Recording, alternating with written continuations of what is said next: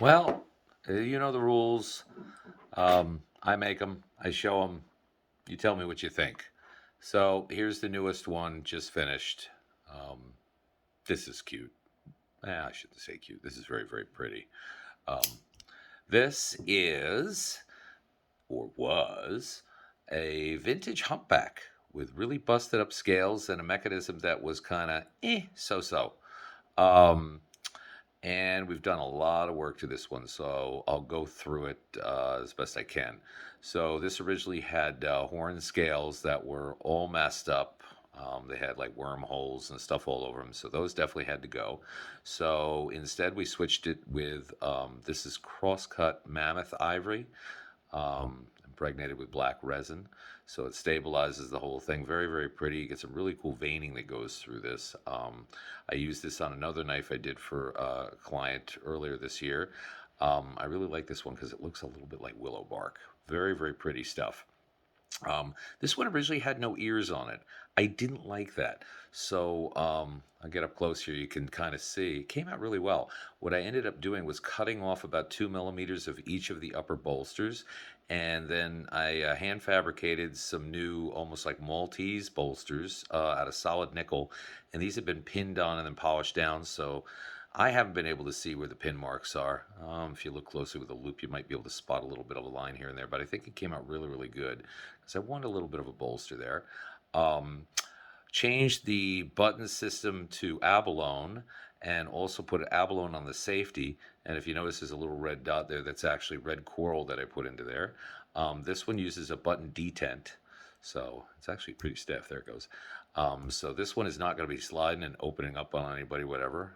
Lock's very, very solid. But there's a very, very tiny ball spring. What do they call it? It's a ball detent in there. I forgot. There's a name for it, but it's about 2 millimeters. It's very tiny.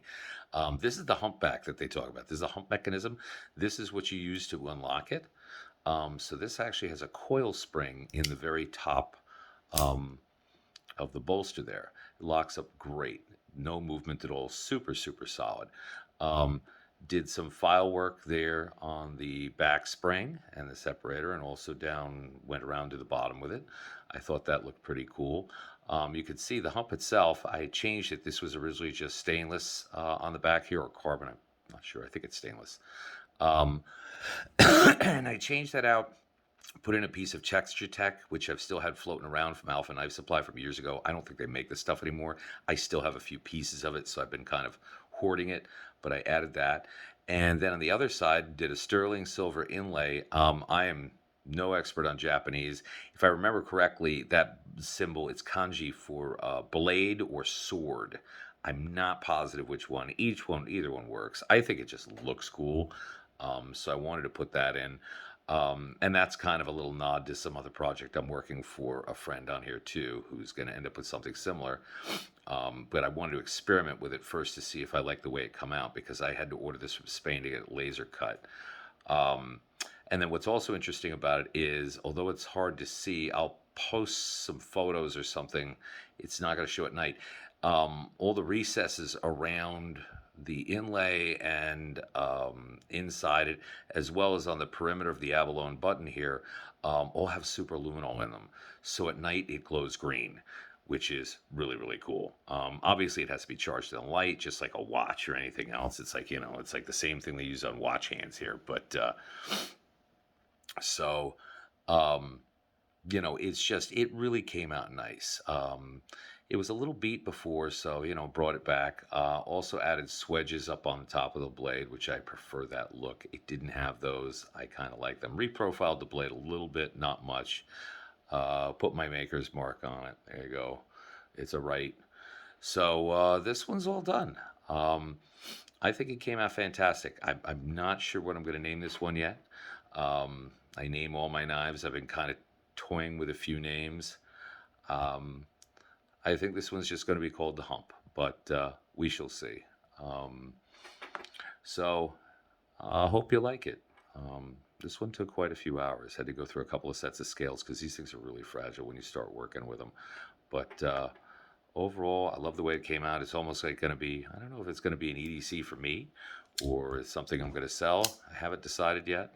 but it's a really nice size little knife. It's this one, if I believe it's 7.5.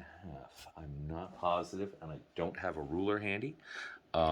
It's funny, I should know, but it's just the bones on it were very good, so I figured it was worth the investment of time into making it something really nice, especially with the double buttons here. I kind of like this with the two abalone, with the safety and with the main button.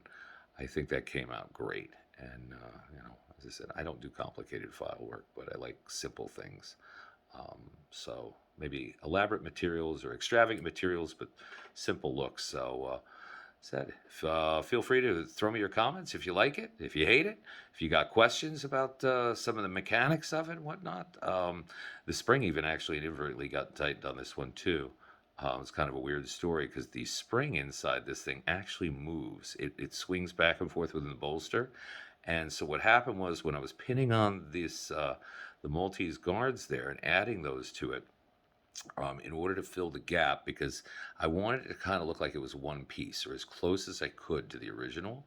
Um, it's like I don't mind the line there, but I didn't want I didn't want there to be a gap. So I used silver bead solder to fill it in, and I think a little bit leached down in there, and it actually ended up making so the spring is slightly tighter because it doesn't have as much movement anymore.